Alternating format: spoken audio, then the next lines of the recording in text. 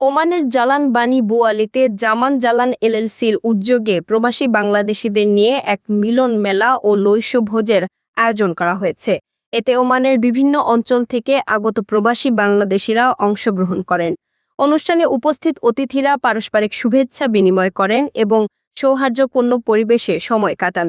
দীর্ঘদিন ধরে ওমানে বসবাসরত বিশিষ্ট ব্যবসায়ী জামাল উদ্দিনের আমন্ত্রণে আয়োজিত এ অনুষ্ঠানে বিভিন্ন শ্রেণী পেশার প্রবাসীরা একত্রিত হন। অতিথিরা বলেন, প্রবাসের ব্যস্ত জীবনে এ ধরনের আয়োজন একে অপরের সঙ্গে সম্পর্ক আরও দৃঢ় করতে সহায়তা করে। আমাদের এই আনন্দঘন পরিবেশে এবং এই সম্বর্ধনা অনুষ্ঠানে সবাই দূর দূরান্ত থেকে, সোহাত থেকে, সাহাম থেকে যারা আসেন সবাইকে ওয়েলকাম জানাচ্ছি।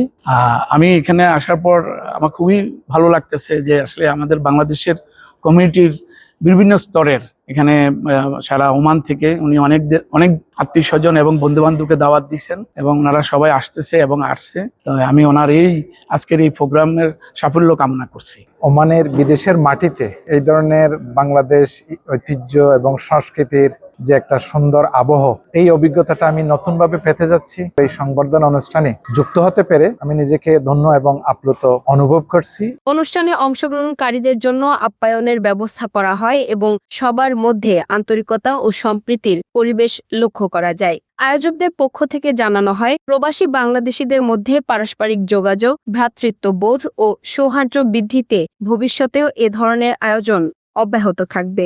আমি সবার প্রতি কৃতজ্ঞ জ্ঞাপন করতেছি। আমার স্কুলের প্রিন্সিপাল আসছে, ভাইস প্রিন্সিপাল এসেছে, প্রেসিডেন্ট এসেছে।